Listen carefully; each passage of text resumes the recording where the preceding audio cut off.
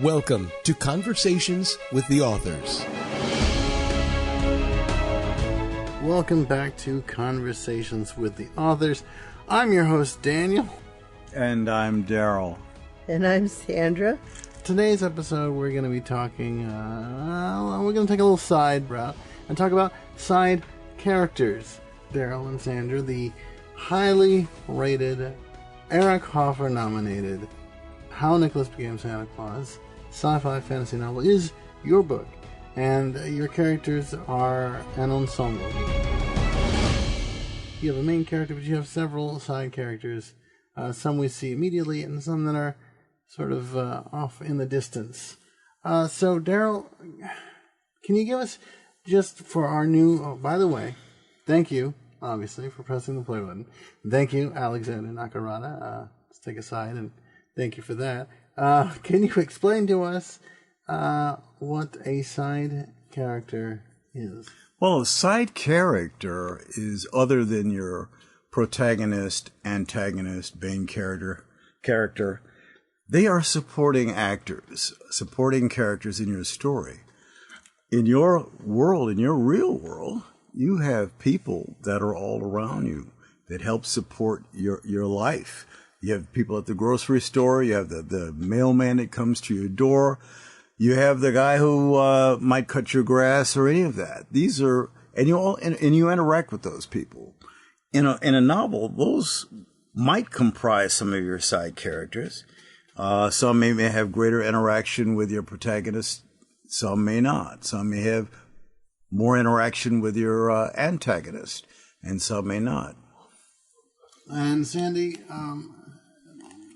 what was it that sort of was in your mind when you were creating the side characters that our hero Nicholas and his band of brothers come across within their journey of the Kingdom of Lumine? And Well, I love ensembles, mm-hmm. and I love characters that you don't anticipate. I love characters who will come in and be absolutely pesty in a serious situation, which completely throws off the original thought line. You know what? I think your side characters fill in the gaps, and they are also very important to the story. Does anybody remember the movie Hercules? Yes. The cartoon. Yes. Do you remember the two statuettes that were in there? They were the comic reliefs. Yes, the music, yes. Those were the sidekicks. Mm-hmm. And so they always had something a little funny to say to add to the very serious story. And for instance, a sidekick character is one that has faith in the journey of your protagonist, and he's the biggest supporter. Mm-hmm. And you have these various characters and people in your lives that you could not go on without. These are people that round out everything. Right. So, and they're often sort of in contrast to the main characters, I think, in some cases. And it really helps to sort of expand that storyline, like you say. And, if we're talking about, side characters and, sidekicks, think of video gaming, think of NPCs, non-playable characters. There are these people that are sort of sprinkled throughout the world. These are your commoners, your quest givers. These are people that are sort of scattered throughout, but I think it's what brings the reality to it. It makes your world seem... You made me think of something. Mm-hmm. Do you remember the movie Galaxy Quest? Yes. There were a lot of main characters. You had Tim Allen was the main character. Sigourney Weaver was a main character. And then you had someone like Sam Rockwell, who was complaining. He was kind of comic relief that he didn't have a name. He was just a side character. And he claimed that he was just put there just to die. You're not gonna die. I'm gonna die, man. My name's Guy. I don't even have a name. I don't even have a last name, man. Yeah, no. Well, he was important to the story, right? And there are all types of side characters. It's Donkey Hody. Had a side character, and and it also, I think it gave the characters a little more. Not just in depth to who Guy was, but also insight into what the characters' motivations are, or gave them motivations, and in this case, to identify who Guy was and whether Guy mattered. I have two of the most important and recognized side characters ever. C-3PO and R2-D2 Yes. were side characters. Yes, they were. And yet, they contributed heavily in some aspects to the story. Oh, Oh, absolutely. of course. And they did their job. The side characters have a job. Otherwise, they wouldn't be there. They'd be non-playable characters, Right, and they played a crucial role. So certainly, in Nicholas, the interactions with colorful side characters like the light sprites and the floral gnomes. I would say even Mr. Cry was a side character. Oh, Mr. Cry was most definitely a side character. Right. And if you want to know who he is, he's in the book. Because he was always putting in his little beak. But also too that it helped to convey whimsy and the depth of the story, but also to help convey that this was in fact a magical world that Nicholas and Henry. Right, and I was using my oddlings to help do some of the self-talk in the book, some of the explanations, some of the why are you doing this and why are you doing that and what do you need to do this. And they were very germane to the story. They weren't sprinkled in just to fill in space, because sometimes your side characters have important jobs to do. It's just like Angelica in our story had a job to do. She was this young princess who got the doll. Yes. Right. Not to give too much away, but she was a side character. Now, can you give any examples in how Nicholas became Santa Claus, where the side characters played such a crucial role? Yeah. Well, yeah, sure. Jax was a side character, right? He was kind of a minion of the villain, right? Yes. But what about my oddlings that had absolutely no voice? Right. My little microscopic oddlings that would work together and form a humanoid to release somebody from a dungeon or to point in direction. Where do you have to go? You sort of use them to facilitate, not only what the magic was in the world, but how that magic can be interacted with And utilized. How about the gimpy rhyming trolls with the one leg longer than the other? Yes, Remember those? and which makes me wonder is what techniques can our writers and readers use when creating well-rounded characters? What sort of techniques did you use when creating such characters? A lot of imagination, and just don't let yourself be inhibited by, if you're doing fantasy, you don't want to be inhibited by your filter of reality, because sometimes that can get in the way. Right, and it's sort of constructing these unique personalities. Each of your characters, both main and side, have these unique personalities, and providing unique backgrounds and giving them motivations, as we talked about before, and conflicts that can the side quests and characters can make. It makes them more believable, right? Supporting characters are indispensable. These characters, they may have small roles, but they still contribute to the overall narrative. They may include family members and colleagues or other individuals who have interest with the main character. Pets, horses, cows. Those, right, exactly. And that's interesting, because my next question was going to be about you sharing an example of side characters in the book and how you found particularly intriguing challenges to develop. And speaking of horses, we have Henry.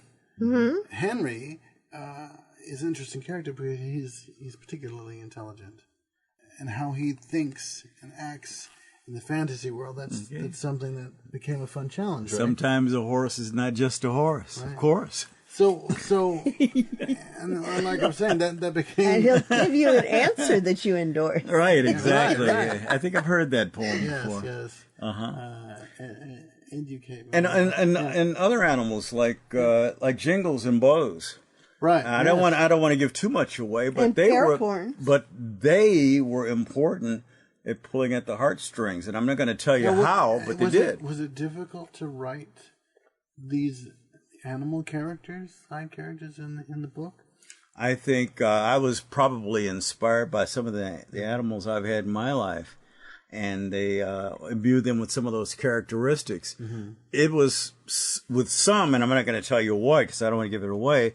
It was hard to do certain things because you do fall in love with your characters. Now, if readers, listeners, if you've made it to NicholasBooks.com, we do have a gallery there where you have Sandy's got some of her concept art from when she was developing the book, and you've got a concept drawing of Henry and Jingles and Bose, as you say. Did you have a particular favorite animal character in Nicholas? Was anyone stand out particularly for you?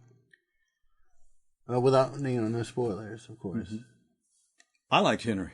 I like Henry and I like Jingles. So if you're reading the book now, keep an eye out for Henry, keep an eye out for Jingles. Henry, without giving it away, played a pivotal part in the story exploding on the scene. So how can a well-developed side character enhance the reader's engagement? I think you start to relate to your side character, right, Sandra? Mm-hmm. I think you can not just relate to your side character, but I think you can use your side character to explain your main character or to help your show how your main character deals with difficult situations and solves problems and works them out. I would suppose because all of the characters come from your whole story mind, that they are imbued with relatable motivations. So again, it comes back to resonance. Right. And these characters then they offer subplots and they add depth and they provide, like you were saying, relatable perspective. A very rich environment, story, right? And you have to have that.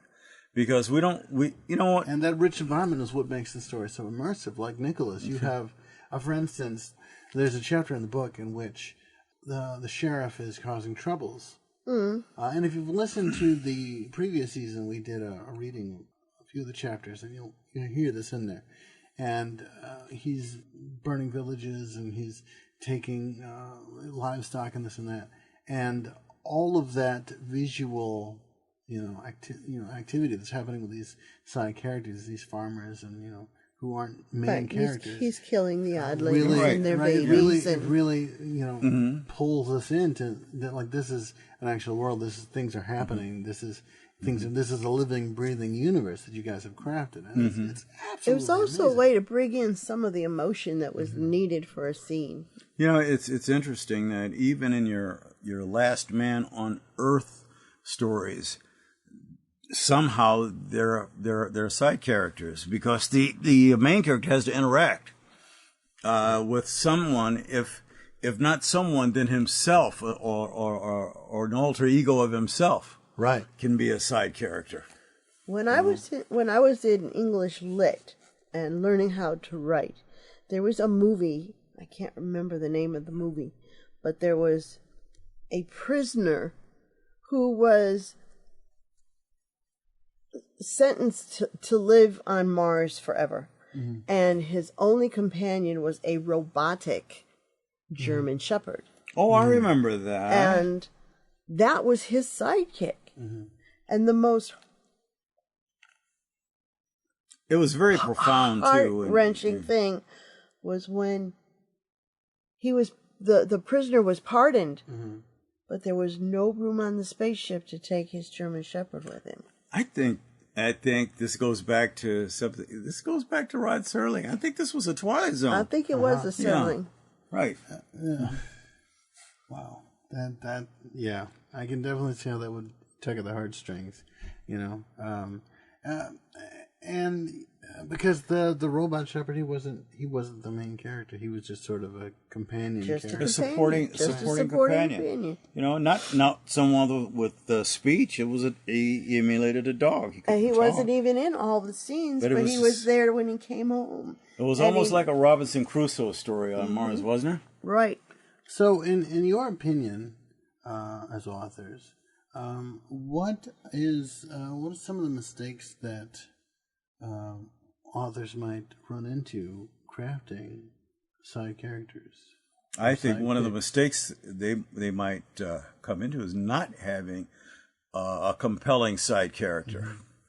Side characters are not someone who just whisk in the story then whisk out, but they have really a profound effect on your main characters or your protagonist, your antagonist.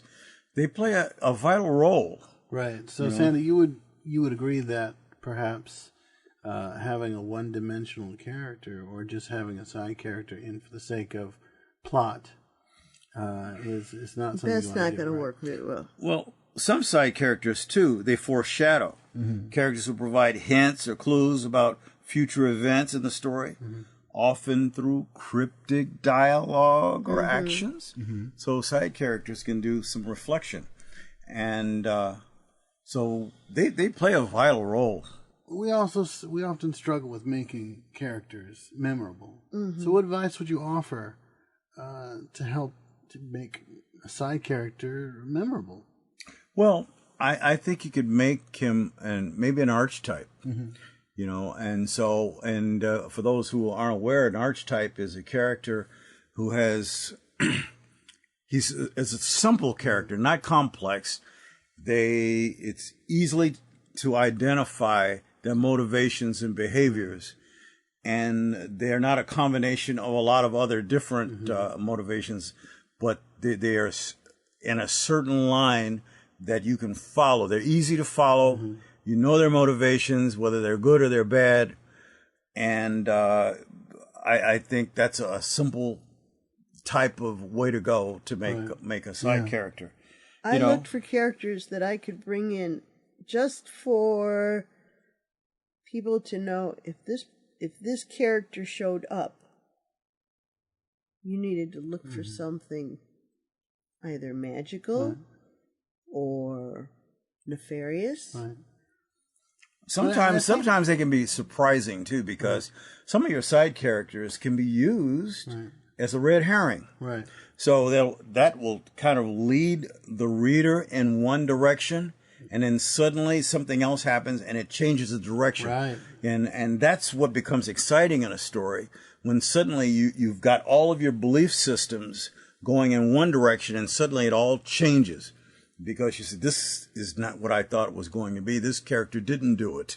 You know, this was bogus. This was a red herring. Yes. I think also to take the character and be able to integrate that character seamlessly into the narrative.